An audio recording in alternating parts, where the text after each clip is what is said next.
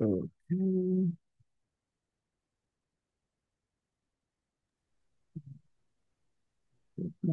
back on.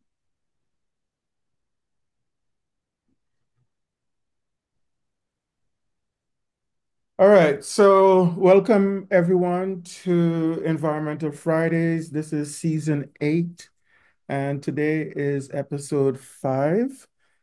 Environmental Fridays, it is personal. You could locate us on the website by our URL www.theenvironmentalfridays.com, or down in the right corner down below there is our QR code. So either way will get you to our website. Um, Today I have some good news. To give it some context, ACS here stands for the American Chemical Society. It is the world's largest scientific society dedicated to a single science. And it is a society that's committed to the principles of DEIR, diversity, equity, inclusion, and respect.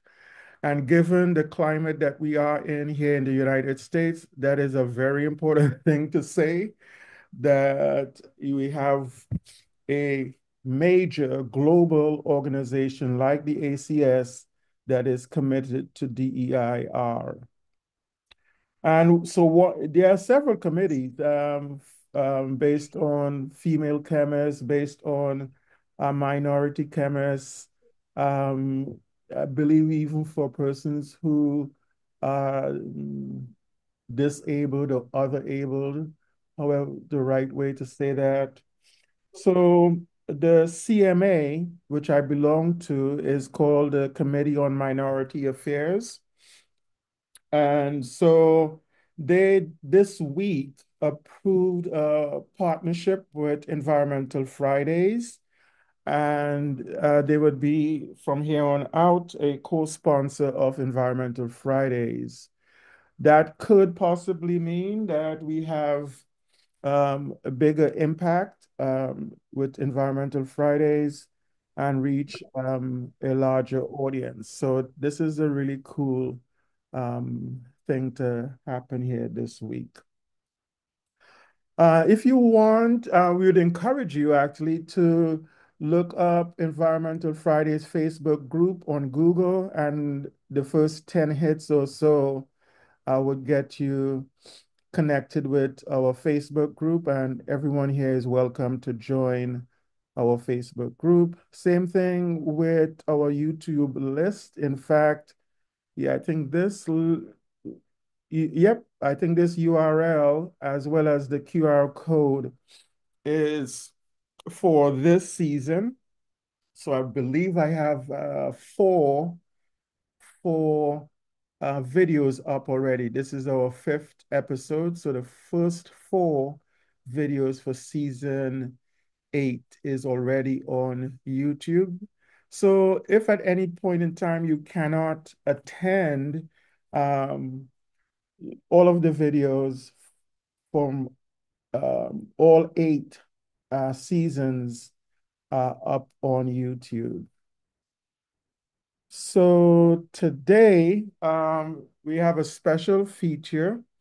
Um, we have 2 students from the University of the Southern Caribbean in Maracas, Trinidad. I went to school here as well for secondary school. They are both college students, undergraduates at the University of the Southern Caribbean, known as USC for short. And we will hear from them about a really cool project that they're doing. They'll give you all the details. Um, you will hear from Amariah. I'm used to calling her Amariah. She is a history legal studies major. And you'll also hear from Michael Garcia. He is a business administration specializing in management as his major. So you guys You got it. I'll stop sharing for right now, and you could tell us what you've been up to.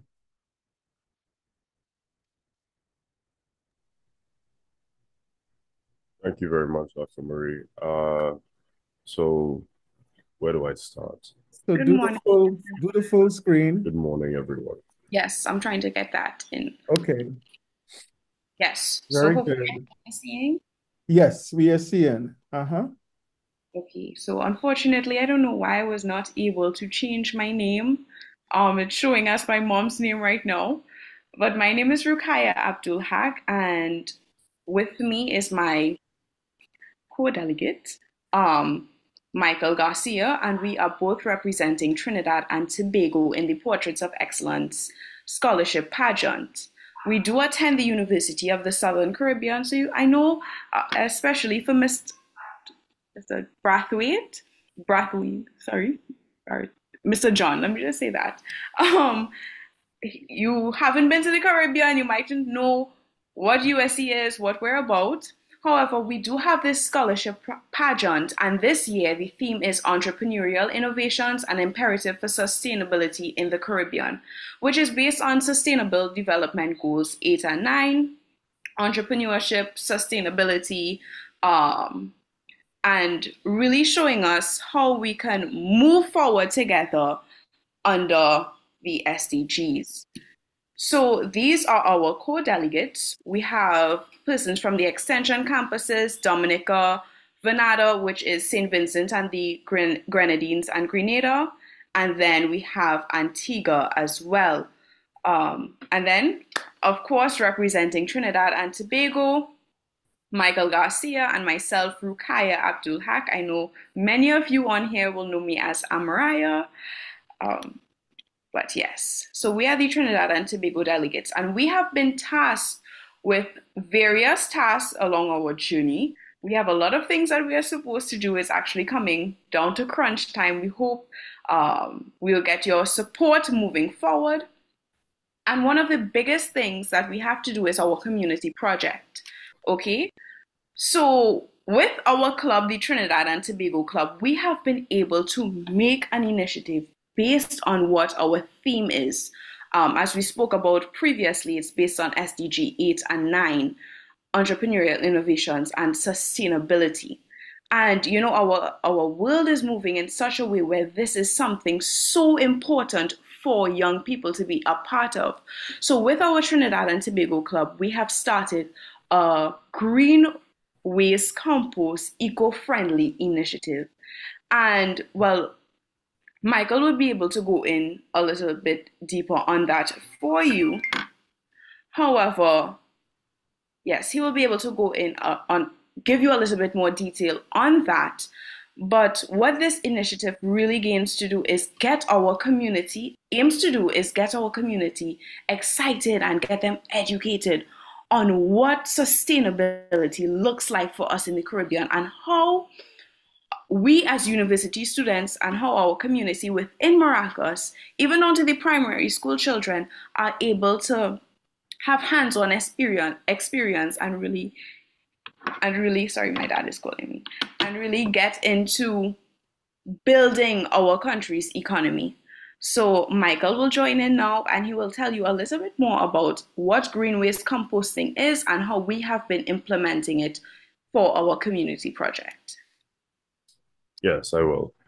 As it stands, for those who aren't completely familiar on the topic, green waste composting is a means by which we take organic matter, uh, discarded matter from trees, fruits, food matter, etc., and we process them by allowing them to naturally break down into essentially what can be used as fertilizer because of its high nutrient content is very good for plants, very good for agriculture in the sense that it's natural waste, it is reusable, and it is something that is cyclic, so it always continues. Our entire project is centered around doing the green waste processing, reducing the amount of wastage, reducing the amount of natural resources that we already have, just not being utilized to actually reduce the utilization of chemical fertilizers within the small and micro agribusiness space. This would allow for greater environmental renewal in terms of reducing the amount of chemicals in rainwater runoff, during irrigation, these types of processes. So our main focus in this project is to not only educate the community on the process by which green waste composting is fulfilled, but more so to actually provide a service to them as well by being providers of compost in a sense, so that we can actually create a sustainable and cyclic business centered around creating new opportunities within the small and micro agribusiness space and probably scale it to even larger agricultural firms further down the road. And because of the type of process that is involved in the preparation and the breaking down of the green waste, it often turns out into a really great experience for those who actually dedicate themselves to environmental sustainability, because you get to actually practice proper cyclic, 1 second. Yeah, you get to actually practice proper cyclic usage of green waste. So on that basis, we actually take the time to go out into the community. We get the younger children involved, as well as letting them carry the message back home to their parents. We are actively trying to get the Ministry of Agriculture here in Trinidad and Tobago involved as well, to not only bolster the reach that this project will have, but to increase the outlook on the agricultural industry in Trinidad and Tobago. Because to reach that level of sustainability, to reduce the use of extremely chemical driven fields such as agriculture and energy production, it is necessitated that we approach things from this angle. Yeah. So far, our experience with the project has been honestly heartwarming. The project itself has been very well received by the community, and we have even gained the support of the university's president and some of his other co-parts, as well as people from the energy sector, the agricultural sector in Trinidad and Tobago, who see the not only the purpose in this initiative, but the investment that it could turn out to be, the overall return, whether it be by the reduction of the carbon footprint of areas, whether by large majority or within small clusters. It permits us to have a more rounded approach to the agriculture industry in Trinidad and Tobago. Well-rounded in the sense that we reduce waste, we also reduce the amount of chemical fertilizers necessary, we reduce the damage to the overall environment.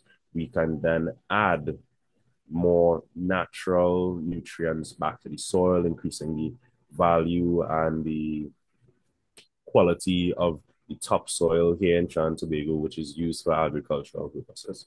So it has been amazing, honestly. I remember seeing these little children absolutely ecstatic to rush and get into the process itself. So it's great. It's great. Yes, just joining in on what Michael was saying, we also don't want this initiative to end with us. A lot of people think that, it's just a community project. They want the points to go towards whatever they're doing for portraits and it's over. No, it's not just that. So, what we're doing is actually making moves so that even after we're finished with our year one with portraits, that this initiative will continue on the campus of USC, and that the students on the campus will also become more active in green waste composting and benefiting not just the campus, but Trinidad and Tobago, and that in a bigger sense, the world. So we thank you so much for listening. We hope, well, I will be sending Dr. Murray updates on what we're doing so that he can update you guys as well, so you guys can follow our journey. But we thank you so much for listening, and Michael and I hope to get your support moving forward. Thank you. Yes, thank you all very much. Okay, thank you so very much, Michael and Amaraya. So you guys represented yourselves really well. You represented USC really well. So we want to make sure that um, Dr. Archer and others at USC know. We would have, of course, this on YouTube later on, probably even today, so it could be shared with a wider group on USC and further. But quick question, couple of questions, and I'll have maybe one or two questions from our audience as well. First, what got you guys interested in this specific project? You had other choices. You had other choices that I think you could have made. What was it that, you know, had you choose this project? I believe that the reason we chose this project is the perspective longevity of it, as well as its ability to evolve into greater things. From my understanding, the processing of green waste in this matter, organic waste in that matter, it not only creates the fertilizer, which is also a byproduct of the small things that happen within the ecology of that wall, it also produces a great amount of methane gas. So it has the potential to eventually evolve into a sense of natural clean fuel that we can utilize. You know, by the process of creating biogas, you often get compost as a byproduct of this, the use of organic matter and stuff. This would allow us here in Trinidad and Tobago, where we have a naturally natural gas dominated economy, to have another viable source of fuel to use that burns cleaner, it's a lot healthier for the environment, and it's a lot better to use within the household space as well. All So right. the longevity of the project is what got us into that. Okay, so I see John. John, you could unmute. Really wonderful, both Rukai and Michael, and congratulations on your project. I'm interested to know whether you find that in interacting with the people that are involved in the community, do you have opportunities to connect what you're doing up to bigger environmental concerns? So, in other words, do people get any sense by participating that they're doing something good for the planet, not just Trinidad and Tobago, but that there's a perspective that's bigger than that? Um, and yes, to answer that question, yes, most definitely. Within on the valley, in the valley where we reside, there are a lot of farmers, and a lot of them, their children, go to these small schools right there in the village, and we purposefully did that, where we chose a school where we know that the information that we give to the students, they will be able to use it. So within our discussions with them, they were telling us, Miss, Auntie, my daddy's a farmer. I rush after school to go and help him, but they don't really understand what that does for our economy or for the world at large. And so we were able to educate them on how green waste composting can benefit not just their daddy's farm, but Trinidad and Tobago, and how it can, really benefit our planet for us moving forward. And I think that they really were able to grasp the idea. We also had a hands-on activity that we did with them, showing how our compost, our green waste compost, was better. We grew pak choy with them to show them how fast it can grow. And they were really excited about it. They grasped the concept very well, and they understood what it meant to be eco-friendly and have a positive impact on our world and our country. Very good, very good. Patricia. Hey, thank you very much. I actually live in Maracas Valley, so I'm very interested in this project. First question, where do you get your material from? Then you get the material from the farmers, or you get the material because USC used to have grow their own produce for Yes, sale. yes. Do they still do that? Or No. no? So So part where of do you get the your material from? Okay, so part of the initiative that we have and the outreach that we have in the community is to actually collect the green waste from within the community. So it essentially beautifies the community by getting rid of large stockpiles of green waste that are often overbound on the side of the road. People who have lawn trimmings, tree clippings, these things, we collect them and we process them at the university.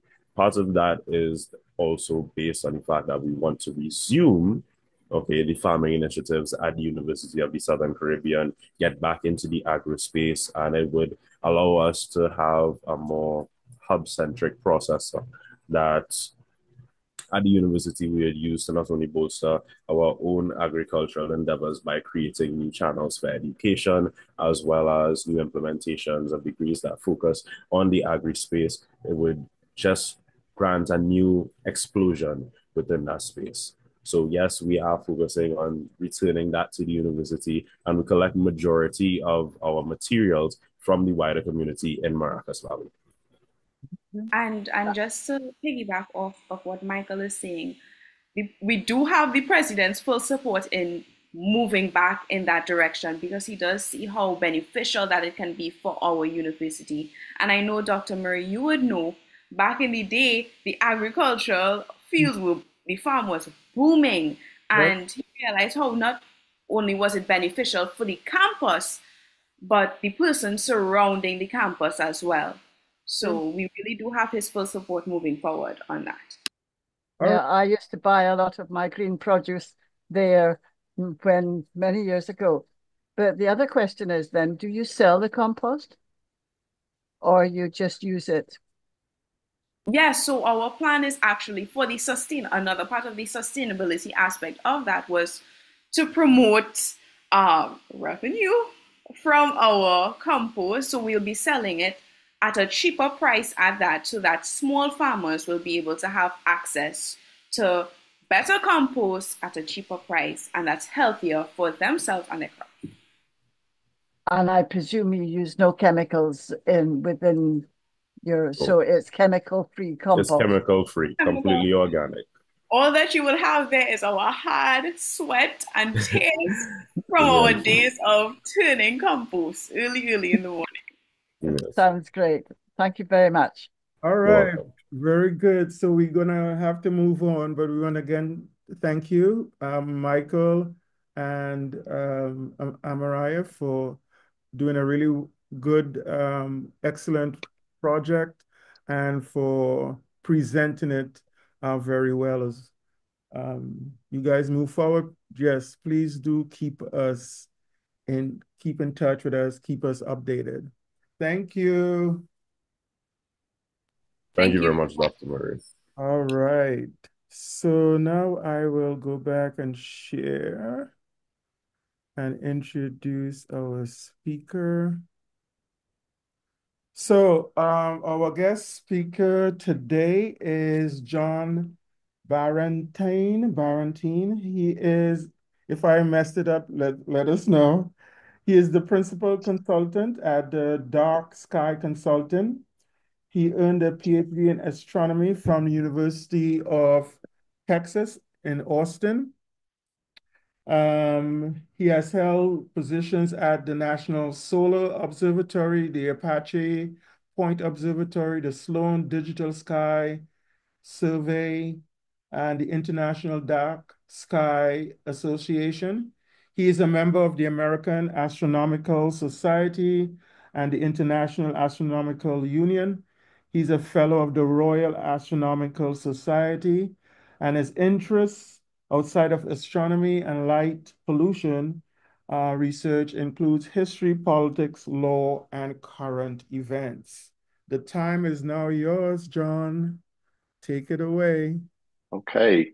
Well, thank you, Professor Murray, for inviting me to come and talk to you all today. It's a really great honor, and it's a tough act to follow, the student project. I'm really excited to see the enthusiasm for this, and I hope that in my presentation you'll see some of the same ideas in terms of what can we do to make the world better in a particular way. So let me go ahead. I'll start my screen share. And there we go. Okay, so All I'm right. going to talk to you today about the problem of light pollution, where it comes from, why it's significant, and most importantly, what we can do to solve it. And it lines up with a lot of the sustainable development goals, for example. You'll see how it connects to broader environmental issues. So even though I always tend to start my presentations with a picture that represents something about the night sky, I want people to know that what I'm talking about is something that's of much greater concern than that. And it taps into a lot of the other concerns about the environment that we have. So what I will do over the course of the next few minutes here is I'll frame my presentation to you in the form of these 4 questions. So first I'll talk about what light pollution is. Then I'll talk about what its effects are.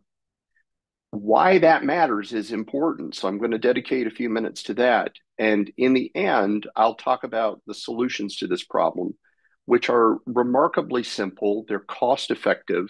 They're beneficial to the environment as a whole.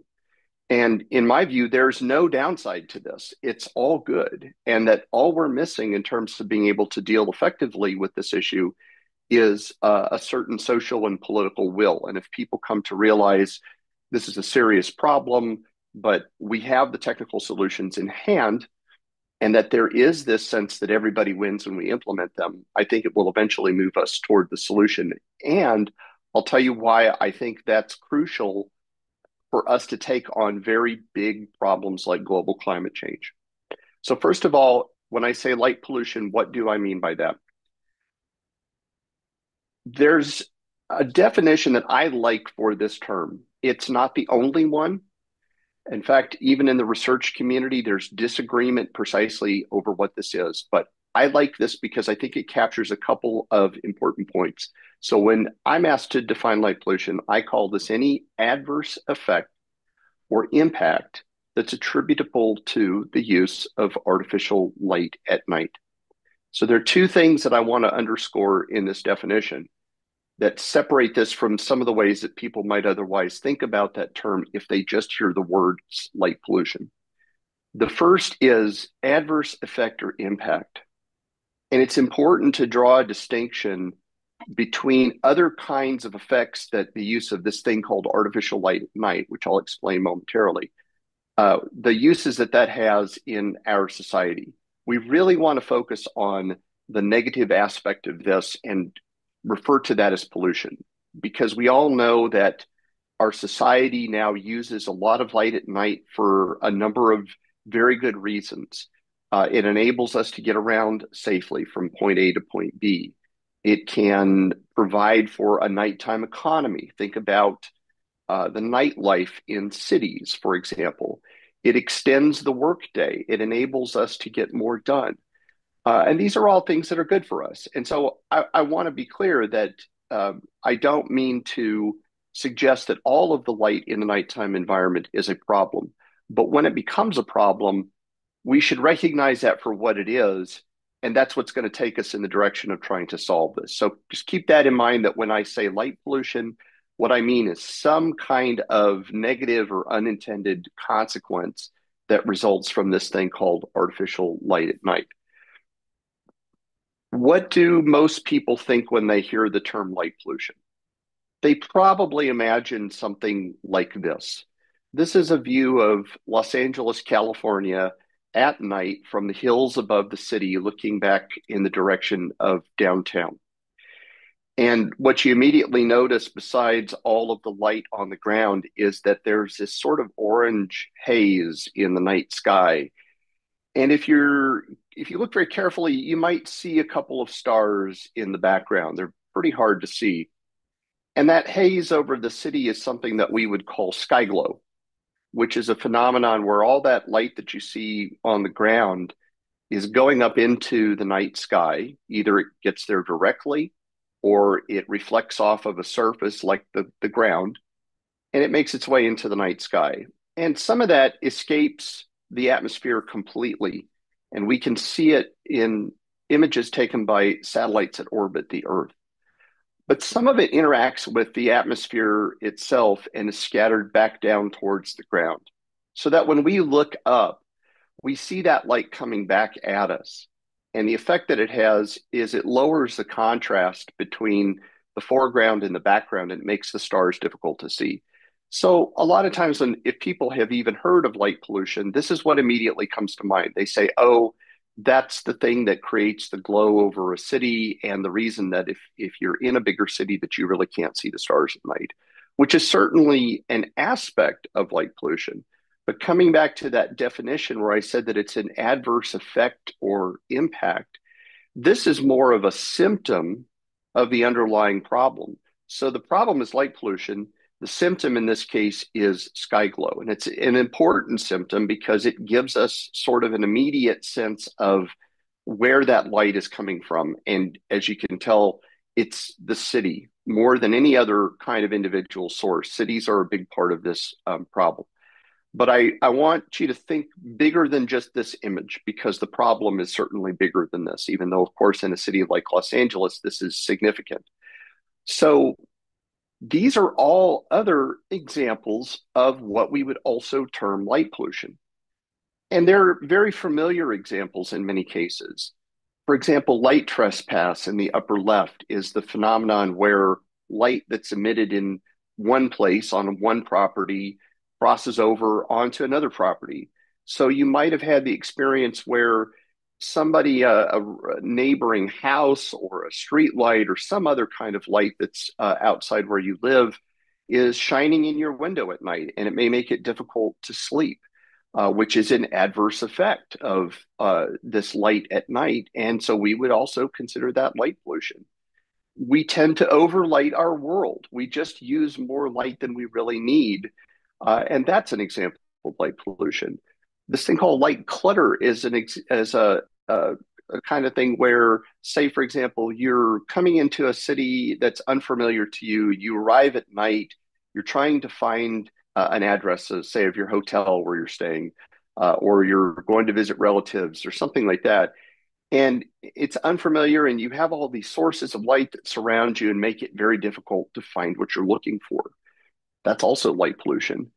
And then maybe the most familiar of them all is this picture down on the lower right that shows the high beams on a car, the bright, very bright headlights that you see at night, especially in areas where there's not a lot of street lighting away from the city.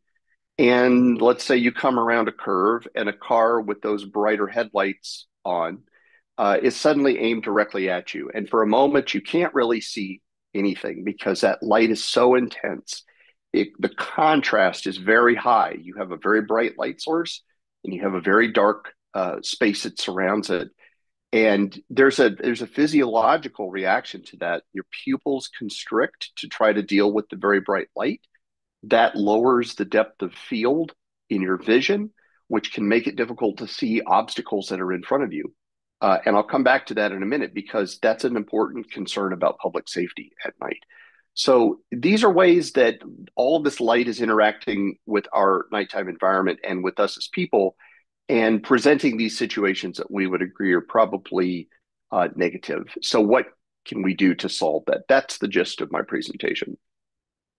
You've also heard me mention this thing called artificial light at night, which often gets abbreviated to this acronym called ALAN, A-L-A-N. So if you hear me say ALAN, what I mean is artificial light at night.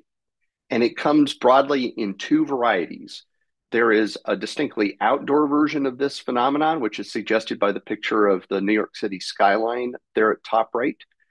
But there's also an indoor version of it that's suggested by the person sitting in front of the computer monitor late at night, which I think we're all guilty of, or television screens, or we're looking at our phones very late at night. And in fairness, most people receive most of their exposure to artificial light at night in those indoor contexts. And this is important because you may have heard some stories in the media about how that light exposure at night is bad for us as people, as human beings, because it is harmful to our biology in certain ways, particularly in regulating something that's called the circadian rhythm that organizes a lot of the biological activities of the body. And it is primed to be very sensitive to light exposure, particularly of colors like blue light, which is why in that picture, it's a blue color sort of illuminating the interior scene.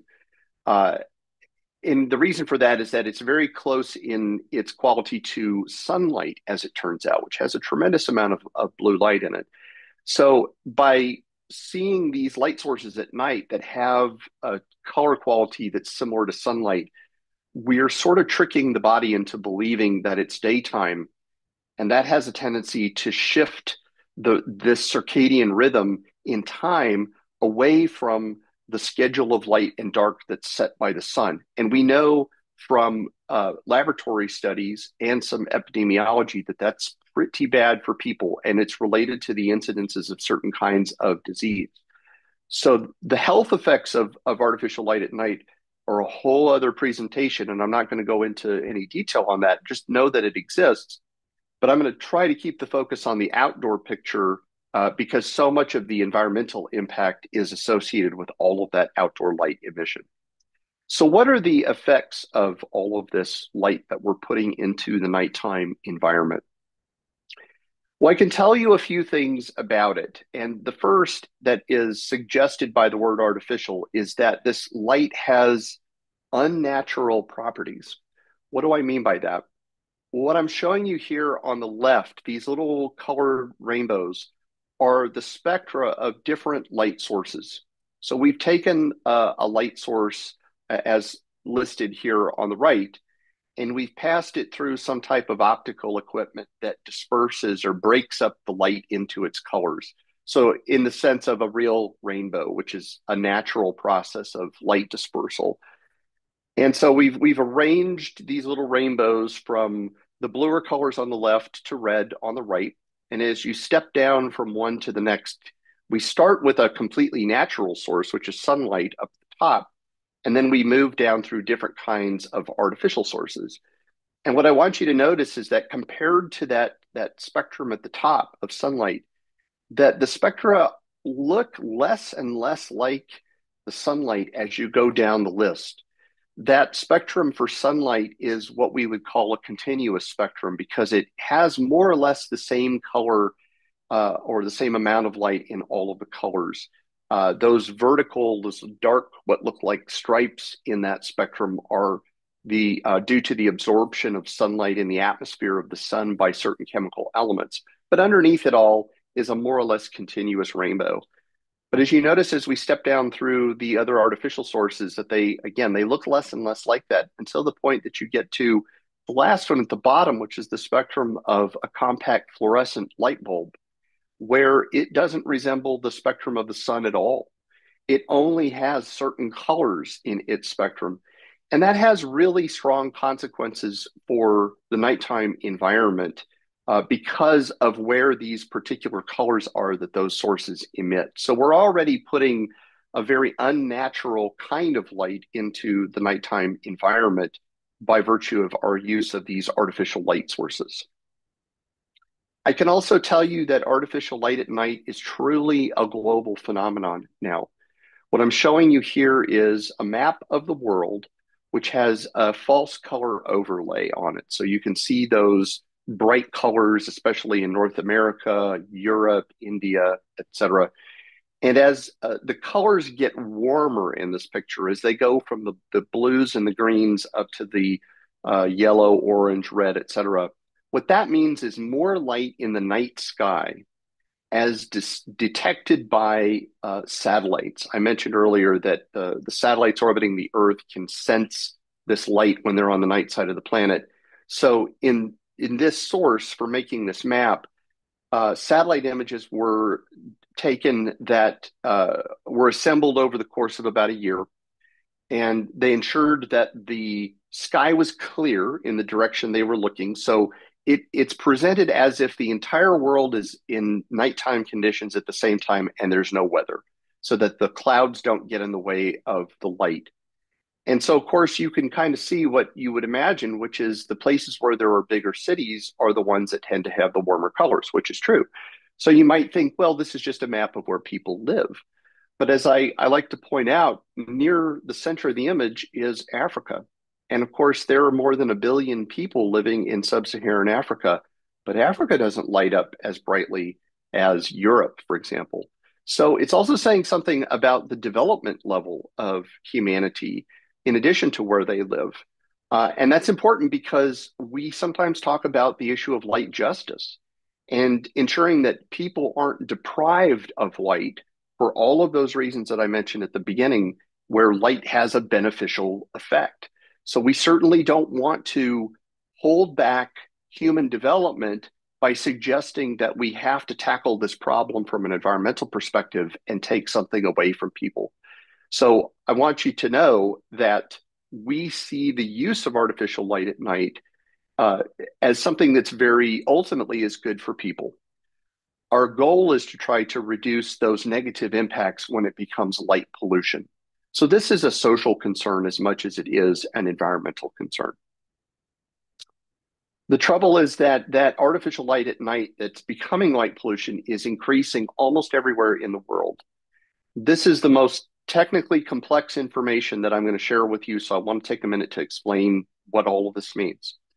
So that previous picture that I showed you of the world map that had all of the colors on it came from a study that was called the New World Atlas of Artificial Night Sky Brightness. It was published in 2016.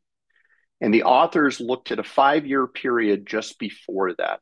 So from 2012 to about 2015 or so, they looked at these satellite images and they measured the changes in all of the light at night that they could see. And they measured those changes in two particular quantities. So one of those, which is represented on the left, is for each country of the world, what fraction of the land area of that country showed indications of light at night in these images. And then further, they asked during the study period, how much did that lit area change? And they expressed it as a percentage. And the countries now are color coded by that percentage. Warmer colors mean a bigger positive change. Bluer colors mean a bigger negative change. And as you can see, there are some countries where the lit area decreased. On the right, it's the same idea, but now instead of the area of land that shows the light, they ask what's the total amount of light that the satellite sensed in those countries' boundaries, and how did it change during the study period? Again, warmer colors mean a greater positive change, bluer colors mean a greater negative change. And what you'll notice immediately is that most of the countries in the world are those warmer colors, the orange and the red, to the extent that in some cases, the change during the study period exceeded 10% a year, which is very significant. If you think about any sort of environmental pollutant increasing at the rate of 10% a year, we would say that that's very serious. As I mentioned, there are some countries where those numbers decreased, and you see those in those bluer colors. And again, this is telling us something about ourselves as humans, in addition to these environmental effects. And I want to point out a couple of those countries in particular. Some of them are the result of things that were happening in the environment in those countries. You'll notice on the left that Australia is very blue. That's a result of a period of time early in the study period when there were significant bushfires in Australia. And towards the end of the study period, there were far fewer bushfires. So it appeared that there was a lower area that was lit, but the satellite can't distinguish natural fires from the light of cities. So it looks as though Australia's a little darker at the end of the study period, which is only the result of this effect having to deal with the bushfires. But there are two other countries that I want to point out in the Middle East. One is Syria and the other is Yemen. And their lights, which are artificial lights predominantly, both decreased during the study period due to the effects of civil war and electricity being cut as a result. So I don't want to suggest that somehow it was a matter of policy or something that those countries were trying to do something good. Their light decreased because human beings were suffering. So we have to keep that in mind when we interpret sources of data like this. The bottom line here that I want you to know is that light pollution and artificial light at night are significant throughout the world, and in many places they're increasing. So what is that bottom line? What do I want you to know about this? These are just a few little facts that come out of a couple of papers that have been published in the last few years. And that bottom line is that very many people are affected by light pollution in the places where they live.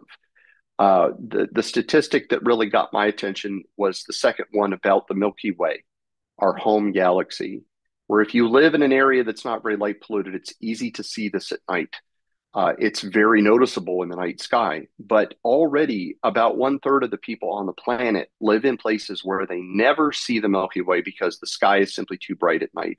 So, as an indicator or a metric for the amount of light pollution, kind of a sense of a proxy for what's happening with the lighting on the ground, that's a pretty staggering statistic. And also, as mentioned previously, in many parts of the world, and if we look at the global average, in fact, what we learned recently is that the night sky is getting brighter at a rate of about 10% per year, which is an indicator for, again, what's happening on the ground and the rate at which light pollution is increasing. And these are really, really surprisingly large numbers. And as much as I hate to say this, LED lighting is making this problem worse. LED lighting is an amazing technological achievement, and I do not mean to suggest that LED lighting is the problem.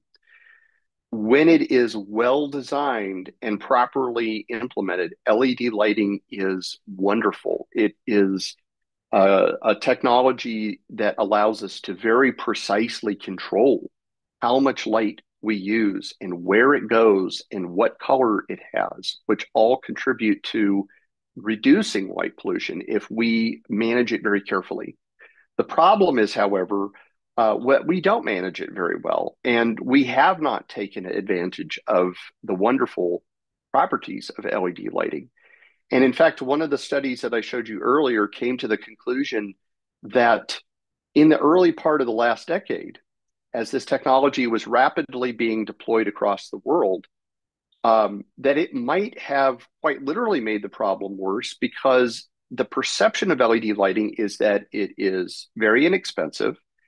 It is green technology, that it only has environmental benefits. And in the absence of an understanding of the problems associated with light pollution, it seems though people took the savings that they were getting in LED from the energy reduction, the lower cost of operation, and using that to put LED lighting into parts of the world that there was no lighting previously. Or they made lighting brighter, for example, in cities when they transitioned from the older lighting technologies to LED. This is something an economist refer to as a rebound effect. And so by making the cost of consuming something lower, the tendency is for people to consume more of whatever that is. And it seems like we're seeing in the satellite data an indication that that is what has happened. So for as much as LED lighting shows great promise in reducing light pollution, reducing electricity consumption, reducing carbon emissions, what we have found is that it doesn't seem to have achieved the intended goals. And in fact, the authors of one of the studies suggested that essentially all of the environmental benefits of LED might have been completely displaced by this rebound effect, so that it has had no net positive benefit on the environment at all. And this is going to make a lot more sense when I come around in the end to talk about how we practically solve the problem of light pollution. So one might ask, why is all this happening? And you probably have gotten a sense of why based on the things that I've been talking about. And we just use much more light at night than we have legitimate needs for. And when I say legitimate needs, we could provide for all of the kinds of uses that we use artificial light at night for now in lighting our cities and lighting our homes, businesses, etc. But we could do it in a way that didn't result in waste. And the wastefulness is coming from a lack of awareness of these negative problems that are associated with light pollution. And again, relating to the discussion about LED, this perception that newer lighting technology has no downside, it only has positive benefits. So when you put these things together and begin to see, we're wasting a lot of light, we're not using the light that we consume now very well, it's leading us in the direction of what the solution is going to be. So it will make sense when I speak about it in a moment. First, I want to get into a little more detail about why all of this matters. So you could say, well, okay, we're using more light than we need to. I don't really see any sort of imminent problem that results from that, other than maybe it's difficult to see the stars at night. But if you're not concerned about that, you might dismiss this and say that it's unimportant. I want to give you a few examples of why I think that it is important. And the headline here is really that artificial light at night is threatening both our society and the environment. It has an effect on all of these areas that I'm showing you, so that even if somebody says that they don't care very much about astronomy or the night sky, I can give them examples from these different subjects and say, light pollution is causing a problem in all of these areas. So that if you don't care about any one of them in particular, there's probably another that resonates with your interests individually. And I will talk in a moment about a few more specific things, but just know that there is a wide variety of social and environmental concerns that light pollution touches on, and in many cases is making worse. I do want to come back to the notion that it is affecting the night sky because that affects our ability to study the cosmos. We are losing the ability to conduct astronomical research using telescopes on the ground all over the world because the encroachment of light from cities, even very distant cities, is having an impact on these locations.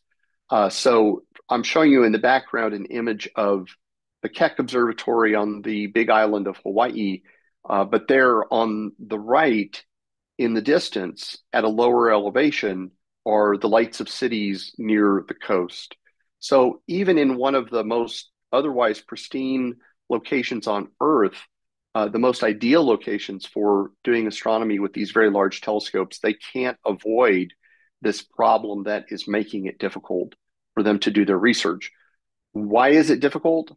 All of that light in the night sky, as I mentioned earlier, lowers the contrast with the background.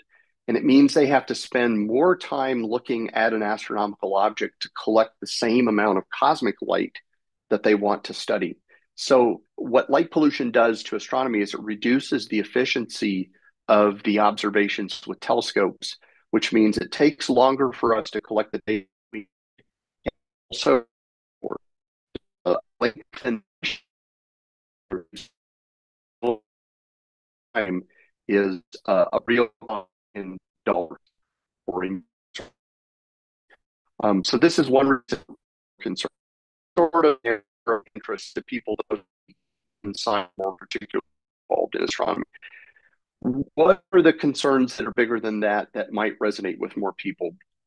Well, one of those, and of course, I don't have to tell this group much about this in detail, but of course, the global climate change is approaching a tipping point, and that the change is the result of human activities that are forcing the radiation balance of the Earth's atmosphere in a particular direction, and it's pushing it to a higher, on average, global temperature, which has, as we're already beginning to see, catastrophic consequences. To the extent that all of that wasted light at night comes from electricity that is still generated by fossil fuels at about the rate of 80% worldwide, the energy waste of light at night represents excess carbon emissions. And we think that outdoor lighting probably takes up somewhere in the range of about 1% of global energy consumption. That may not seem like much, but if we're wasting the majority of that light, that's that much more energy consumption and it's that much more carbon emission to the atmosphere. So there's a good reason for cutting down on the waste, and that's simply to reduce this aspect of contribution to global climate change. And again, if we can do this in a way that's simple and straightforward, and we don't lose some benefit by choosing better outdoor lighting, then we get this benefit without any particular cost. And in fact, by reducing the waste, we'll lower the literal dollar cost as well by reducing the amount of electricity that we're consuming. I showed you on the previous slide that wildlife was one of the broad areas of concern relating to light pollution. I could give you many specific examples of this. I want to highlight one in particular, and that is the impact of light pollution on pollinating insects, many of which are active at night and only at night.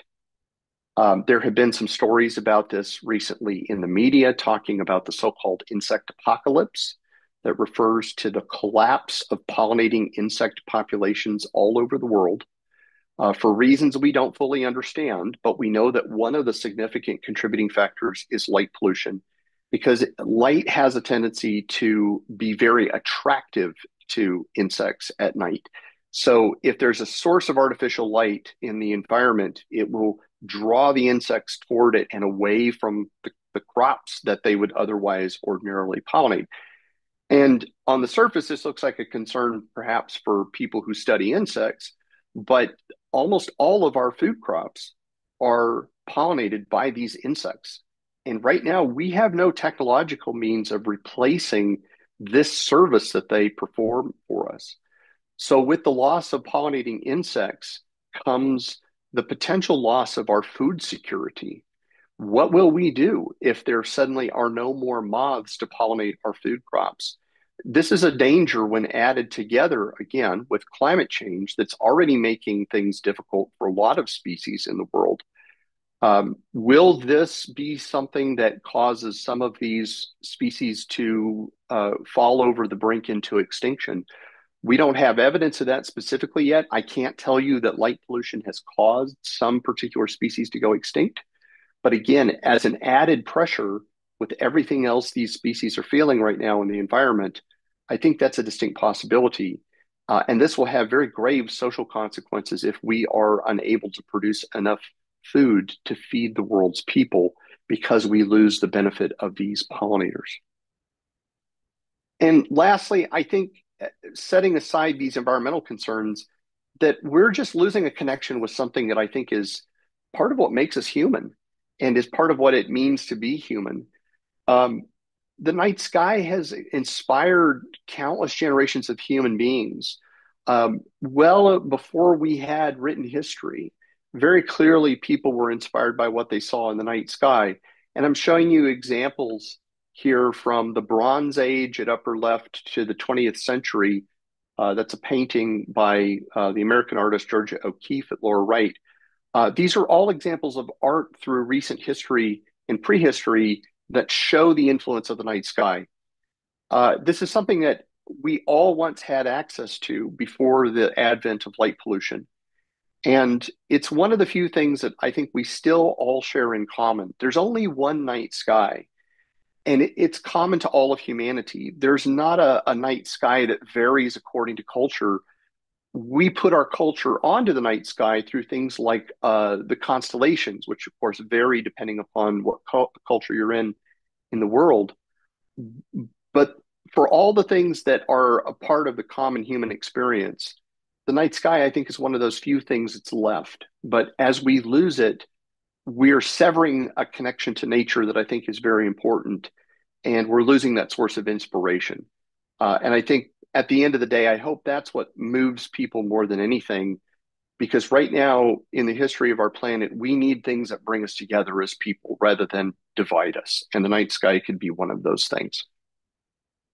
So in the last few minutes I have, I want to quickly run through what the solutions are because they're very simple and leave you with some takeaway ideas. And then I'll be happy to take your questions. So what's the solution to this problem? I want to start with what it is not. And I implied this at the beginning, and that has to do with turning the lights off. So I often will show this picture when I give talks like this and ask the audience if they know what part of the world this is. And I get some very interesting responses.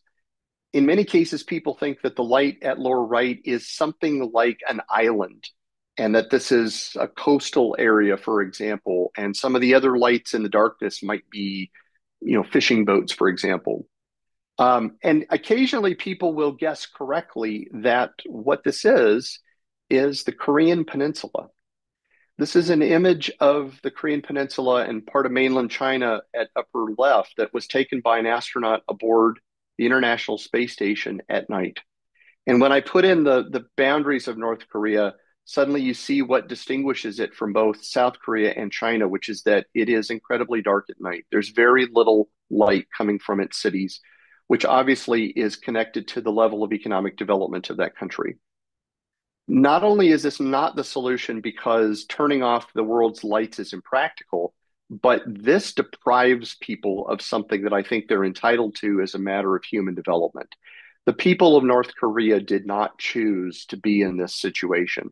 So, to the extent that we pursue solutions, I want to be clear that I want that to be something that people they choose proactively because they want the nighttime environment to be a better place, and it's not something that's imposed on them.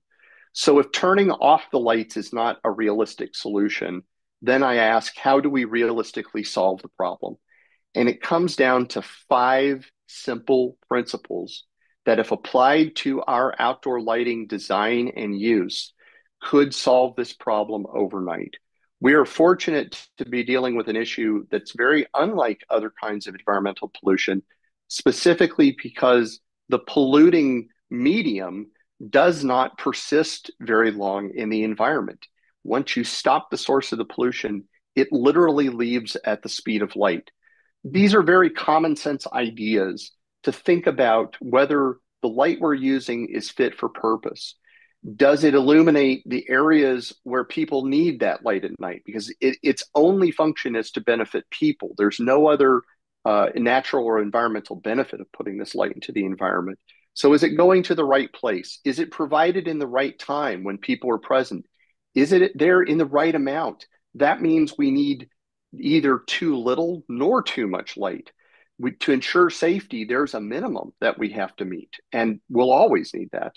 As much as we can, we should try to control how we use it with technology, which enables us very extensive control over the way light's used. And then, because I mentioned that those blue colors were really problematic for a variety of reasons, to the extent that we're able to control the color of light, we really should use those warmer colors whenever it's possible. So if we do all of this, does it work? Does it have the effect that we expect? And the short answer to that is yes. Without going into a great deal of detail here, I just want to show you a little bit about my hometown, which is a place called Tucson in southern Arizona, where we're surrounded by a lot of astronomical observatories. And our city, like many others in the past decade, went through a period of transitioning its street lighting from older, less energy efficient technologies to new technologies like LED. But when it did that, it was aware of the possibility that it could have an effect on the night sky.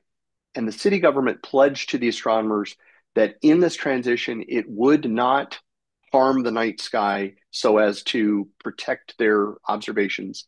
And it did that by carefully controlling the new lighting system, dimming the lights during the overnight hours when there were fewer people on the streets, and lowering the overall light levels to bring them down to numbers that are agreed on as safe by international standards. And when it did that, it reduced the brightness of the night sky measurably. We went out and measured the sky brightness at some of the observatories around town. We measured it at different places inside the city. And we saw decreases in sky brightness of up to 20% at some of the more distant locations.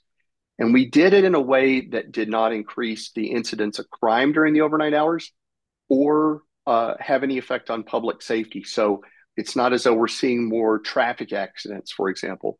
And in fact, many people didn't even know that we reduced the intensity of the street lighting system in the transition to LED because it was so well controlled. There's a perception that the amount of light is still very safe.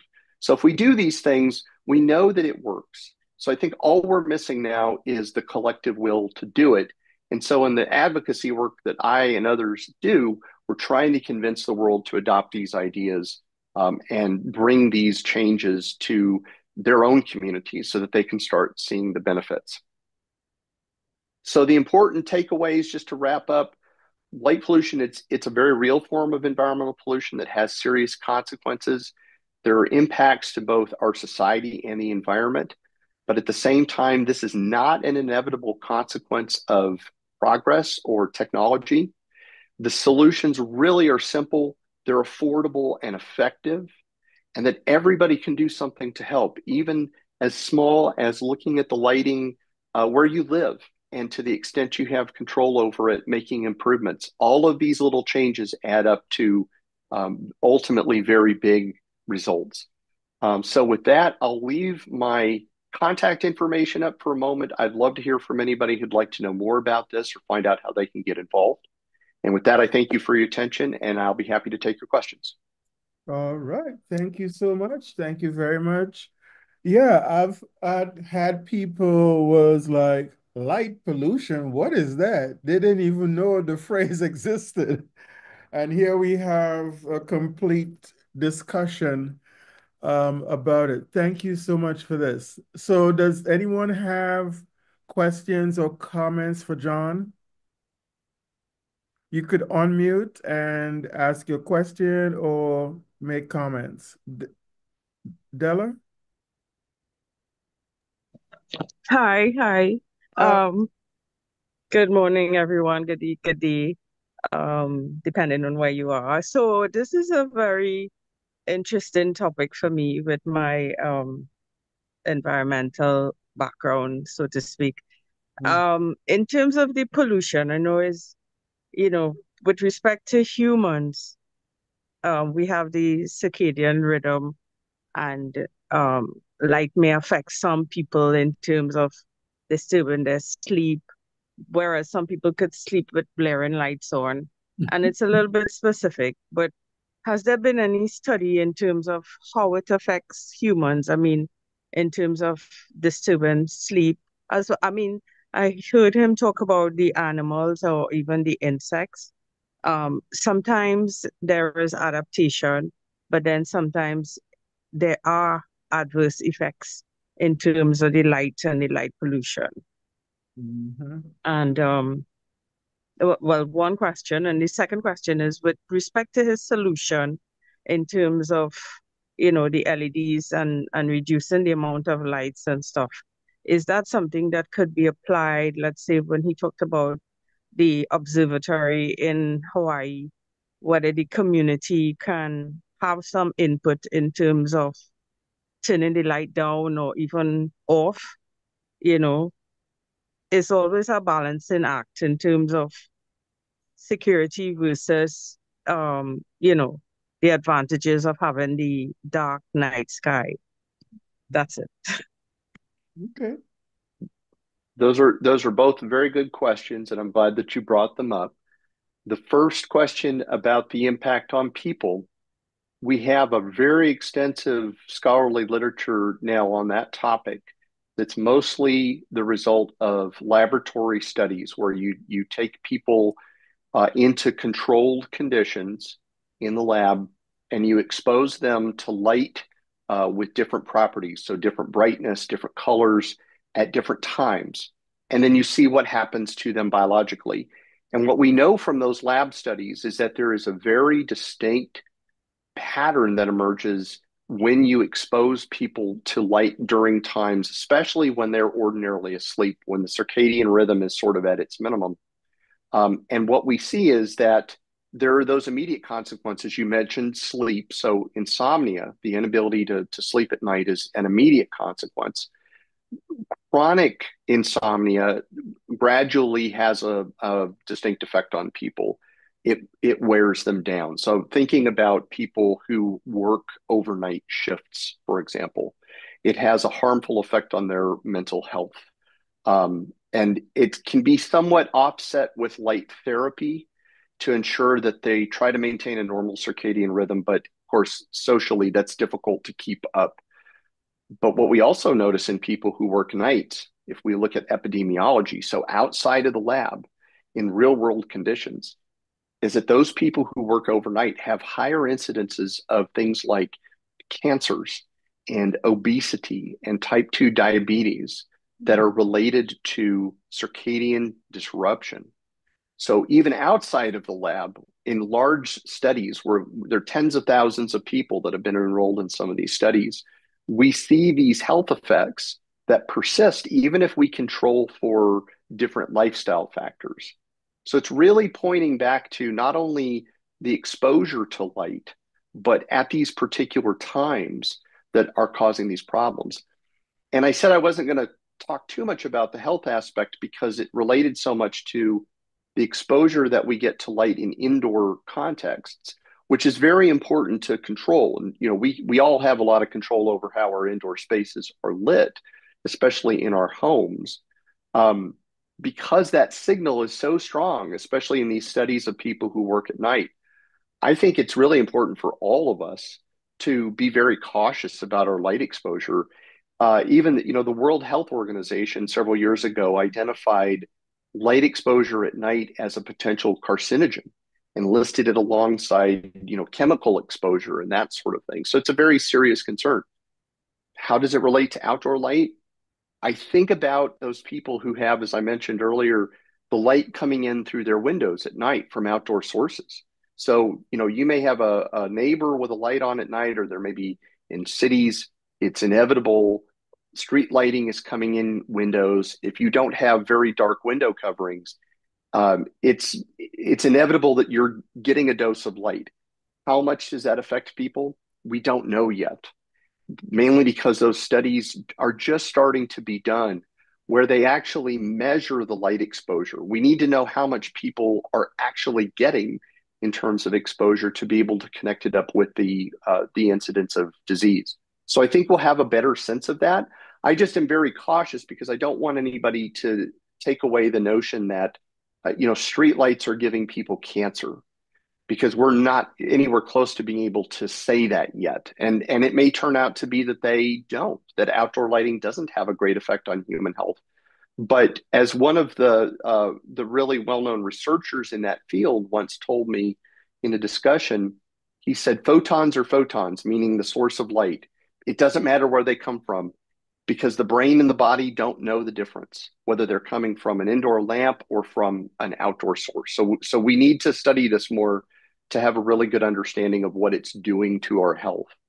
Your second question about things like the pursuit of dark skies relative to the benefit of the observatories is something that I think it's comes back to that idea of making sure that where we make the changes to benefit the night sky or the nighttime environment, that the people who are affected have to have a say in that. So in the example in Hawaii, where the entire island is under a single government entity, there's a so-called city and county of Hawaii, so single government.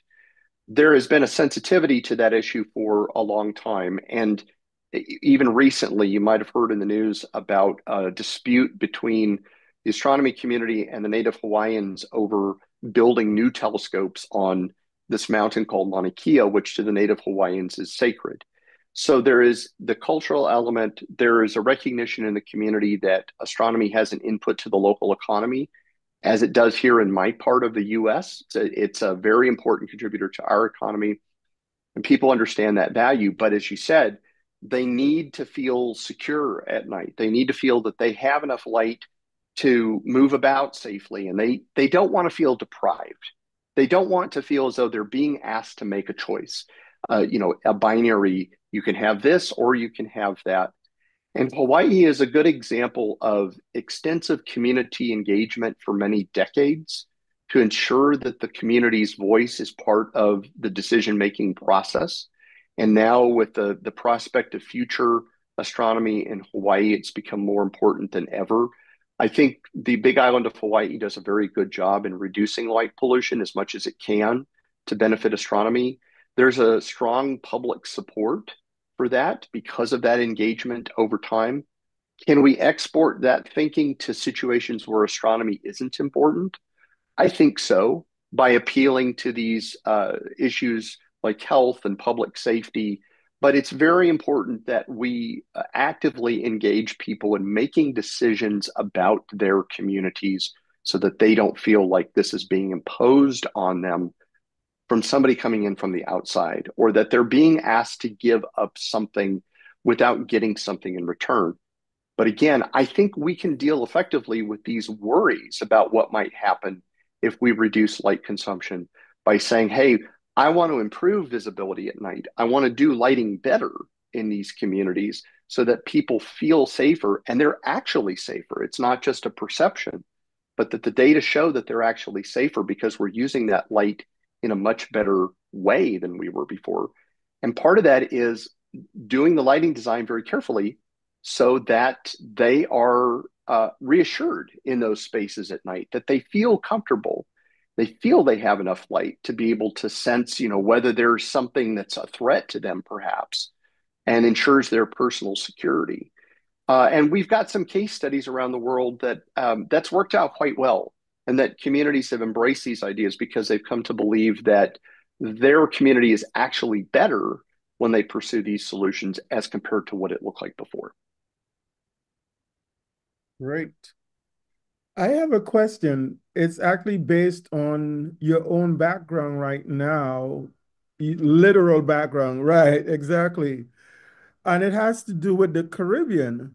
So I think I recognize a lighted, two, maybe three lighted areas that I would suggest. One of them further south is Trinidad. The one in the middle might be Puerto Rico. I'm just making guesses. And maybe the tip of Cuba or something. I don't know. What do you think? If you'll allow me to share my screen again, Okay. there is a really useful website that's called lightpollutionmap.info. Okay. And there is think about something like a Google Maps to where the map is interactive. Mhm. And the colors now that are overlaid here represent the amount of light pollution from satellite. And I can zoom in. So if we look It's at Trinidad. Trinidad and Tobago, you can see Split there's a up. lot of light on the island. These areas where you don't see so much of the light, that's Right. where if you went to those parts of the island, it would be it would be comparatively dark at night and you would Oh probably see the yeah. stars quite I've well. lived But I've lived there. I've lived you there. you live there. Dark- Okay. In the dark spots, in the lighted spots. So yeah, I've lived in many of those spots. Yes. Yes, this tool is very helpful to us when we pursue the solutions part. So Mhm. we can look at different parts of the world and say, okay, we can see where the problems are. Of course, the bigger urban areas Yep. City. Yep. light up in the red, right? That's right. But Uh-huh. you have a lot of territory that's left over here in the eastern half Yep. that's still pretty dark. And to the extent that we could turn down the lights in the cities by doing this lighting design better, it would be beneficial to the whole island, to be quite Mhm. honest. So what is the name of that software or program again? It's called lightpollutionmap.info. I'll stop my screen share so that I can put this into the chat for you. And it's just fascinating to look around the world at different places because you can zoom in like this to very small parts of the world and see in fairly good detail how much light is coming from all of these different places. Yeah. Could you zoom in just in interest into Mhm. I think Costa Rica, because it's one of the places around the world that's doing a lot of green policy. Okay. Yeah, so here's Costa Rica. Yeah, it's kind of distributed. The light and the dark is distributed sort of across the area. Huh, And interesting. it mostly concentrates, of course, in their capital and then Right. to a lesser extent in some of the secondary cities. But Yeah. if you can see in the background, and what I can do with this is I can change the brightness of the overlay Okay. so I can see the Okay. map underneath more or less well. Okay. And you can see how in many of the areas that are designated as national parks, these green Ah, areas, conservation areas, there's oh, much less light, mainly because fewer people live there. But you can imagine a national strategy for managing this resource, which is light, that protects these areas. And there are international programs that are built around that sense of protecting areas for their natural darkness at night. So not only do you have better visibility of the night sky, There is a burgeoning tourism industry around that is bringing people to these places to see it. But then those areas become sort of natural refuges for wildlife, and they help support wildlife conservation programs. So yeah, I know Costa Rica is intentional about conservation, about environmental impact from the government level with policy and implementation. So that's why I was interested in seeing. And so it's not surprising that, for example, they've intentionally made sure that there's not too much lighting or over lighting in their national parks. Right. Okay. Interesting. Other questions, comments that others may have? So have you, while others are thinking about their questions, have you ever reached out to Neil deGrasse Tyson, have conversation? Because he would definitely be interested in this. Yes, of course. For those who might not recognize the name, Neil deGrasse Tyson is one of the most well-known Astro. science communicators, really, in the world, Mhm. based here in the United States, and he is an astronomer by training, Mhm. and is I can tell you he's very aware of this issue, and he has a regular. I think he has a podcast. He Yep. has a couple of communications channels, and he has talked about this issue before. Okay. I wish he would talk about it more, of course, because he has this very large audience. He does. But his audience has heard about it at least in the past. Okay. Yeah. Mhm. Yeah, we should have you get on that show. I'll send I, an I, email. I'll send an email. I've tried. Okay. I've tried. I've talked to him once or twice, and I last time I did, I said, I'll be happy to come on the show anytime. Just let me know. Yes, yes, yes. It's a great, on another completely, I don't know how to describe it, is a thought that crossed my mind is to have a comedic episode in which neighbors are fighting because of the light that's coming from one house to the other. That could generate a pretty interesting comedy.